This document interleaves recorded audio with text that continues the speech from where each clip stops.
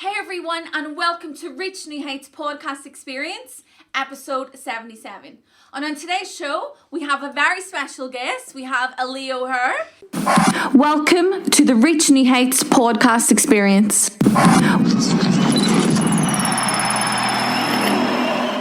And I'm so excited, guys, because I've been telling you that we have some exciting guests coming up all over the summer.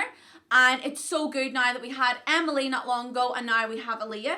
So now we're going to torture you, Alliyah. Okay? Now everyone's going to get to know the real you. Okay? So I have a few wee questions I want to get through, and then we'll be all good. Okay. So let's kick it off by, how did you actually get into Irish dance? Okay, so I got into Irish dancing because most of my family are Irish, and my nan and granddad wanted me to start it, and they actually bought my first dress. No way. Yeah. And I started it when I was 3, but then I didn't want to... My mom had to stay with me because I wouldn't let her leave the thing, so she had to stand in the corner, like by herself, like. But and then after 2 classes, I think I stopped and joined back when I was 6. No way. Yeah. Very good. Yeah. So it was your gran and granda that was like, okay, you just need to go and dance. Right, you're going to dance, yeah. And that's it. What about, when did you win your first major, and how did that actually feel? Okay. You have so many to choose from, Alliyah. One that maybe just stands out, no matter how big or small, that you remember. I think my first major win was the All Scotland's under 10, and it was mad because I just remember my dancing teachers were running from someone like watching someone else's dance, and they ran in, and it was like top 2, and they were like, oh my god. And then obviously when I won, I just looked over to them, and they were all like jumping up and down, like hugging my mom. It was so cute. Yeah, amazing. No, it was really cute. And like you were so young as well. I know. Like, that's such a big title. I know. Yeah, it was, and because I think it was either the one before or the one before that, the All Scotland, because we used to go dance, like compete with boys and girls. Oh yeah. And so I came like 3rd and stuff, but obviously 3rd and 1st is quite a big jump. Yeah, actually getting the title. Yeah. Yeah, it was. That's amazing. amazing. So good. Fantastic. How important do you think strength and conditioning is in the Irish dance world today? Well, I think that it's really, really, really important, because I think that you can do all the dancing and get all the technique and stuff, but you need the strength and fitness as well, like outside of the dance, to actually like exceed and like be the best that you can be. Yeah,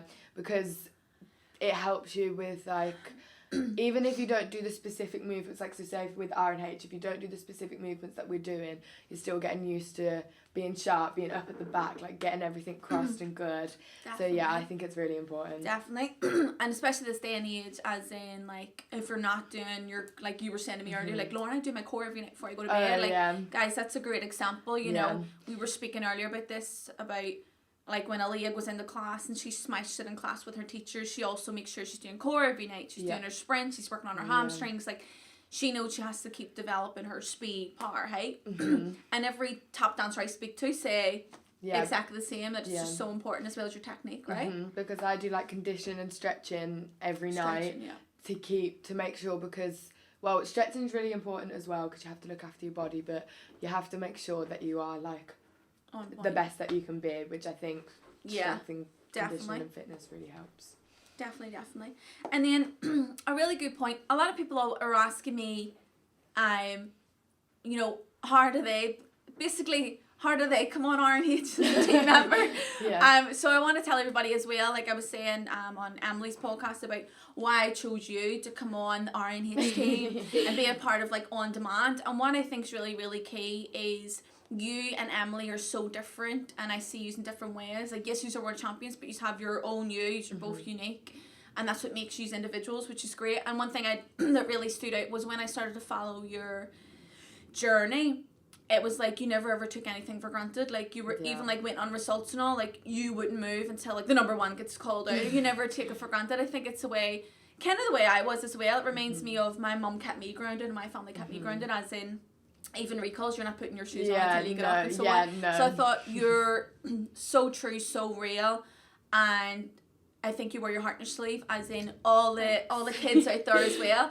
You as a world champion getting up there and whatever, you literally put your head down, you say nothing, you don't when I danced, there was a lot of people who went, oh my God, I'm doing X, Y, and Z, telling everybody, and I used to go, be a silent champion, just get up and show it. Yeah, like, there's no need, you right? Don't need to there's do no all the need promotion. Yes, just right? show it. So that one really, really stood out for you to me. And when I was discussing it with Robert on who was coming on demand, I thought, right, she is so real. She actually works so hard, and that is why she's at the top. And she doesn't boast about it. She literally goes out and just lets the results do the talking.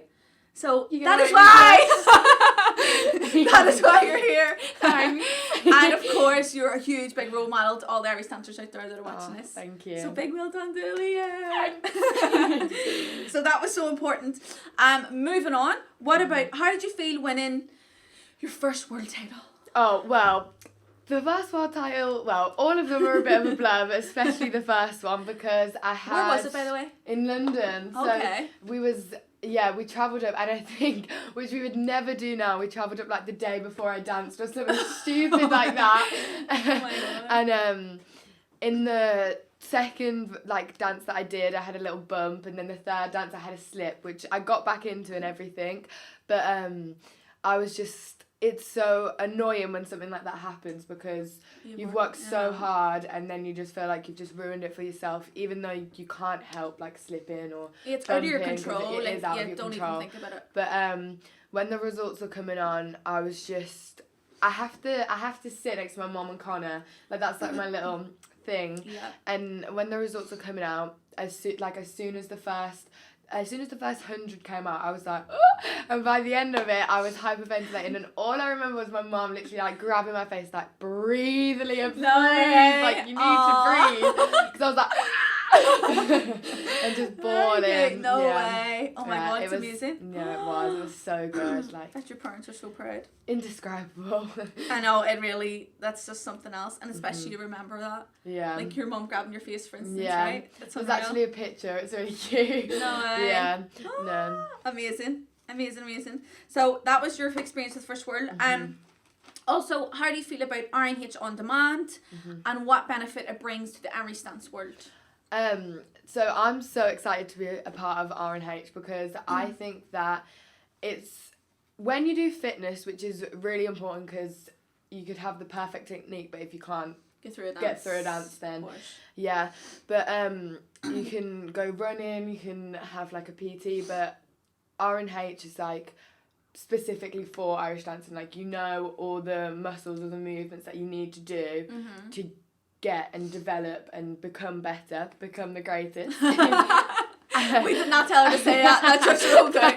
But and also I think it's great because you don't need to be in a gym to do it, or you don't need to comfort of your own home. Yeah, you can do it wherever, whenever, because it's just on an app on your phone, and you can. No and excuse, I think it's right? good because there's 3 of us here. We're all motivating each other and you. So yeah, I think it's just really good. Really good. Brilliant. Good. And it just means, guys, as well, we're making it so much easier for you that you can't do it anywhere in the world. If you're on holiday, just put your app out. All you need is a tiny small space. And it's so good that me, Emily and Alliyah all motivate each other doing that. We're struggling, we're going out of breath, we're remembering to motivate you and us, and remember the steps and keep it going. And that's what's made it so realistic that we're actually real people. We are working hard, we are sweating, we are struggling. But I think that was key what Alliyah said about, you actually just whip it out on an app and you're good to go. And it's only 20 minutes and 40 minutes, which although is quite a long time when you're really trying your hardest, but it's it's not a 4-hour session or something. Yeah. And because we actually do the sessions, we don't do take a little bit and then whatever. Take breaks. It's you can real. see that we're going out of breath, we're sweating, so you feel less awkward if you're dying as well. Yeah, definitely. We're all in the same boat, right? For sure. We're dying of death. Yes, we are. Okay, and one fun factor about you. Okay, so one fun fact is that I absolutely despise fish and cheese, but but I really like pizza and macaroni cheese, which is really weird because I don't like anything else but those two things. And like the first time we were recording, Robert sat beside Alliyah eating his white fish, and she was ready to cry. My eyes were watering. I was like, because we didn't know each other because we kind of clicked instantly. But I was like, do I say anything? Do I just cry? Do I just sit here and smell the white fish? Yeah. But now me and Robert just mess with each other, so I'll be like, get that fish away from me. Very good. Brilliant. Fish and cheese. I have to remember that. Okay, awesome. Why did you join the R&H team?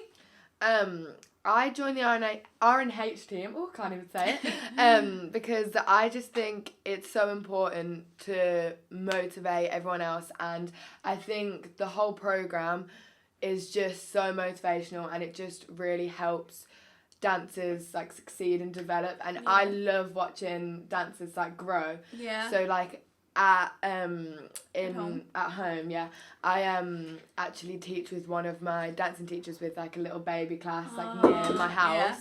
And it's so cute, and like seeing all their little faces light up when they get a step, or like when they do a feshes and they get sashes, and they're like, oh my god, I got this, and you're like, oh my god, you helped. Like it's just so cute, and I just love, I love helping people. Awesome. And then to end this fantastic podcast, can you give everyone a top tip? So my top tip would be, just when you're dancing, remember like the passion for the dance. So don't think about, I want to get this result, or I want to beat this person, or like I need to perform it in this way. Just think about performing it to your audience, like thinking about your love for the dance and just showing everyone it, because I think that's the most important thing.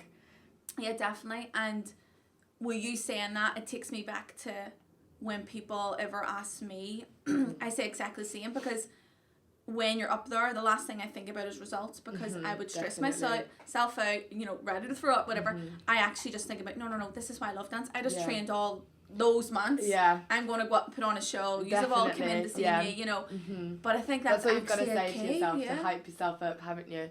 But you wouldn't be training for all those months if you didn't love it. Yeah. Like, I know you do train to get good results and to get better, but you have to love it, so you've got to concentrate on that, I think. Definitely. And that's a good positive key to end the podcast. Thank you so much, Alliyah.